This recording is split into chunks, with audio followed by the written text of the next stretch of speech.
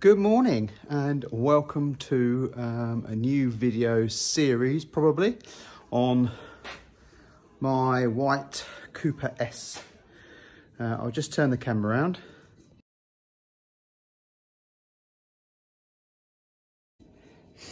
You probably saw the video of me collecting it from Bristol. I think I went for this one. Had quite a nasty whack in the front. We've got obviously knackered bonnet, headlights. I think the accident went over the top of the bumper, so that might be good to go. But obviously, as you can see, the rad panel, the rads, the coolers. It's obviously moved the engine back, done the coolant system, snapped the engine mount. So I don't know whether that's bent over. That looks a bit of a funny angle. Compared to that one. So what we're going to do is strip this down. I'm hoping to save this one. I obviously, as you know, probably if you've watched a few of my videos, I like a white car. So what I'm probably going to do is try and save this one and cannibalise my red one. I'll insert a picture here if you haven't seen it before.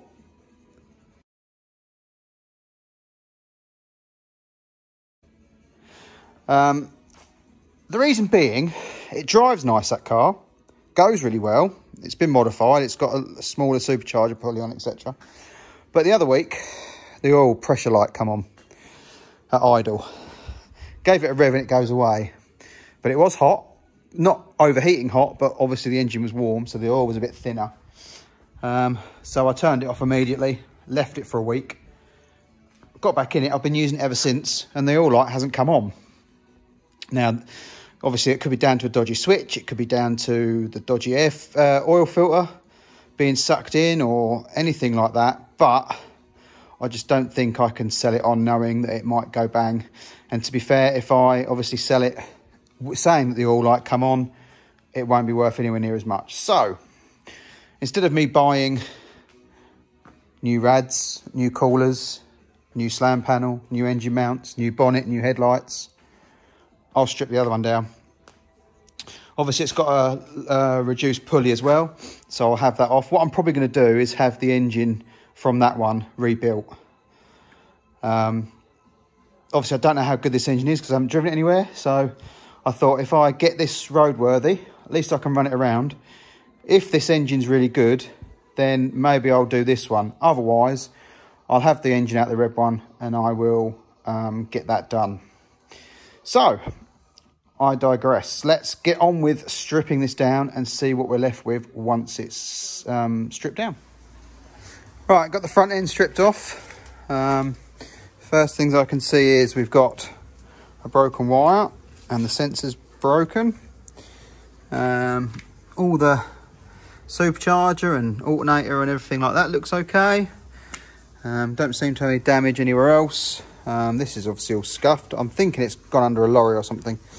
We've bent the bonnet catches, but they're all kaput, so they've got to be changed anyway. Same on this side. This one looks a little bent over. I'm hoping that's just the catch and not the actual chassis leg.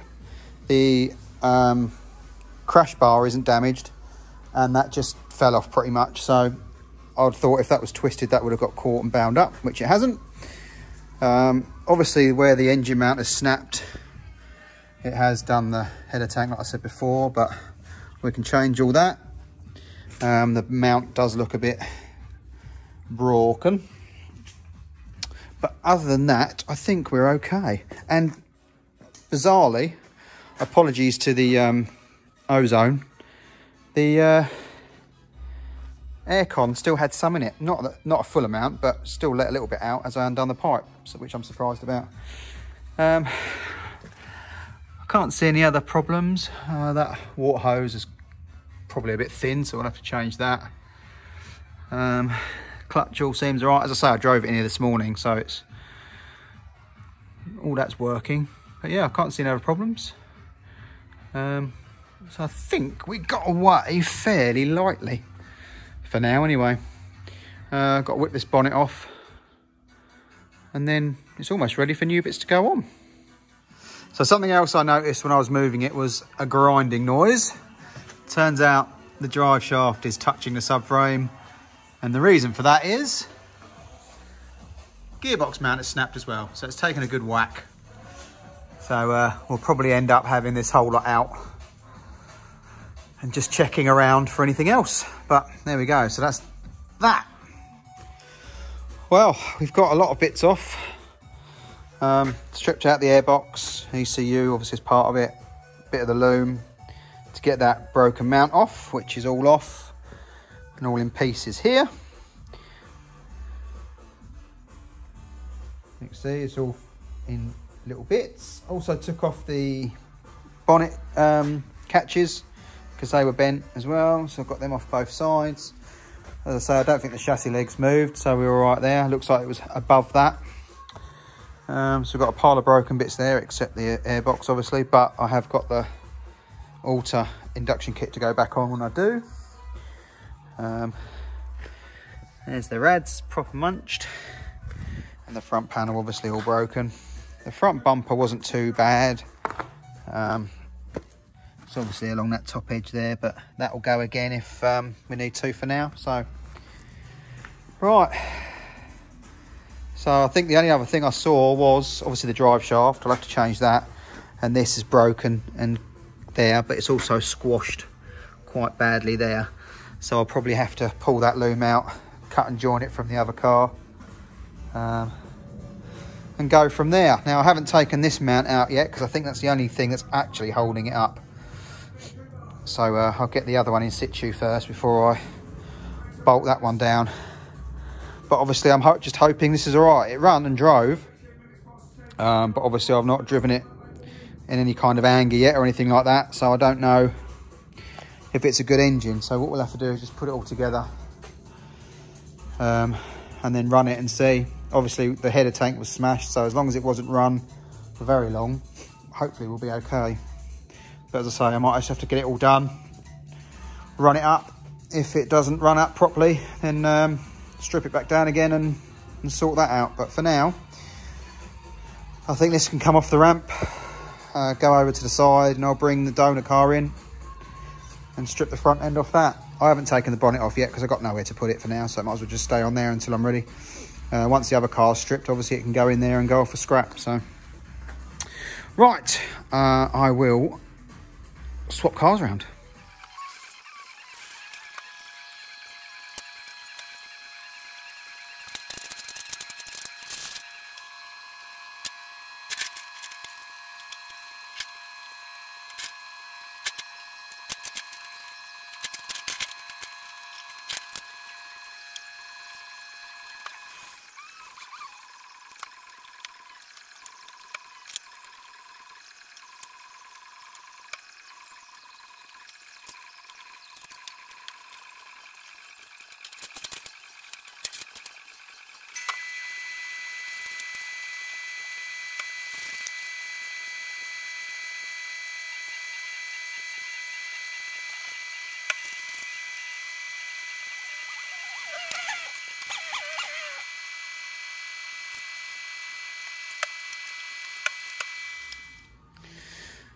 Right, well, she's here.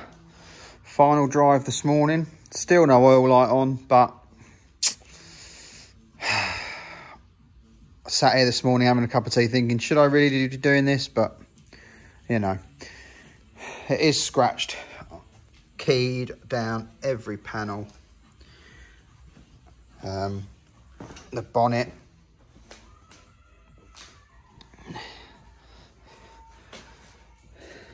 Nice big crosses in the side. I don't know if you can see them. There you go. There.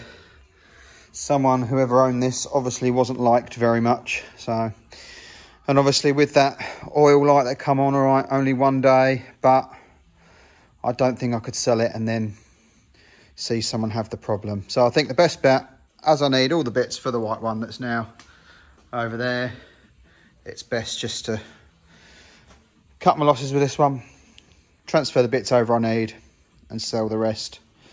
Obviously it's got nice colour coded interior, wooden wheel and gear knob.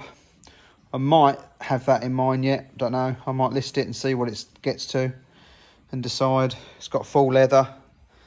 My one hasn't, but I'm not sure whether I want to swap them over yet. I'm not sure. I think the white wheels with brand new, like got 4 brand new tyres on pretty much.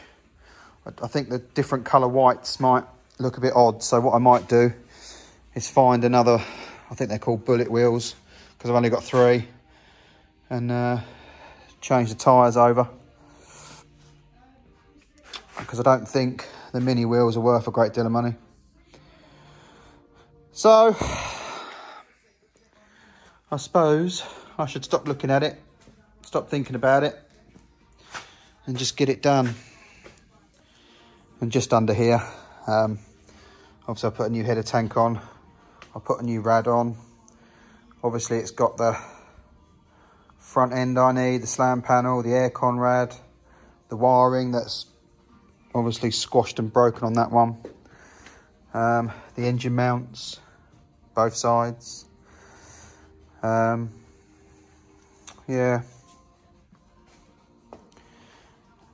Bonnet, xenon lights, which obviously need a good polish up. They're all damaged on that one. So I'm getting my money's worth back out of this in bits, and then anything else I take off is money back in the pot. You could probably tell in my voice I'm still umming and ahhing over it, but no, I've got to get it done. Right, I will begin.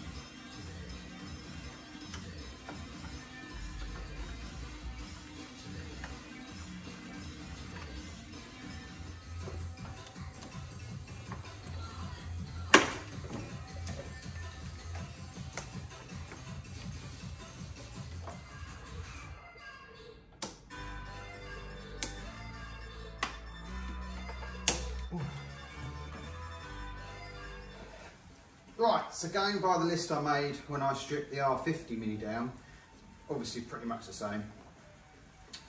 The tasks you've seen me do are remove the passenger drive shaft. That was easy.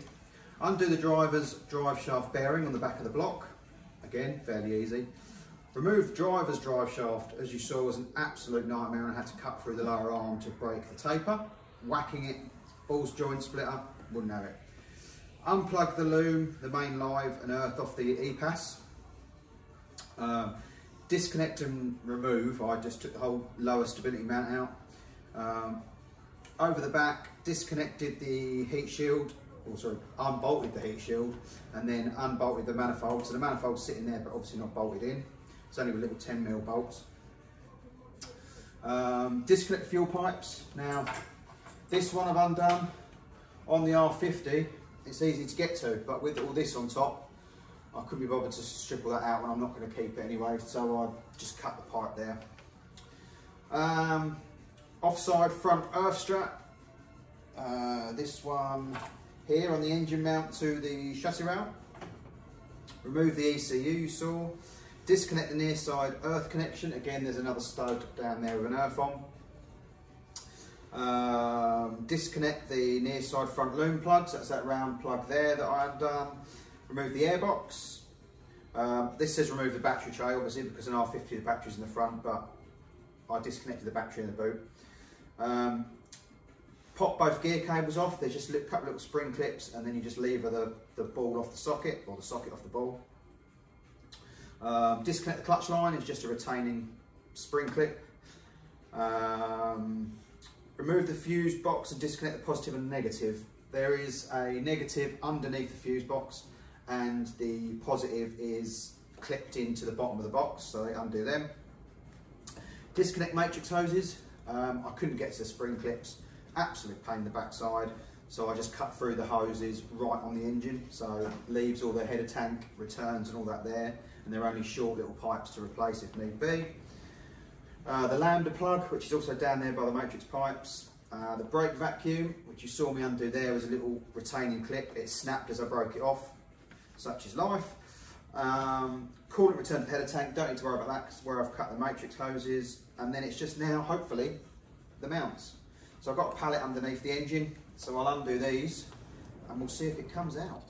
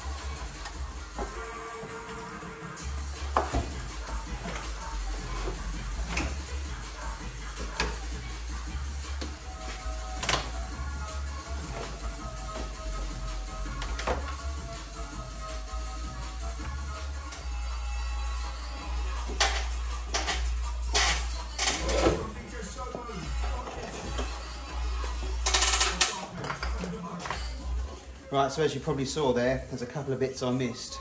The R50 I didn't have air conditioning, so obviously you need to undo the pipe on the 10mm from the chassis leg, and with a 5mm, I think it was, Allen bolt on the side of the pump. And then obviously the R50 has the bonnet, the battery at the front, so I had to undo the live lead on the terminal that goes to the boot. And lastly was the E-pass coolant hoses. Obviously, with the R50 and the battery tray come out, you can easily get to the matrix pipes. So taking them off there meant everything was disconnected. So where I cut it, it was still connected down the bottom there. So with that done, as you can see, it's out. So now I can carry on stripping it. So I'll end this one here. So thanks for watching, like, subscribe and share. And I'll see you in the next one when I carry on stripping the shell for bits that I might want. Cheers.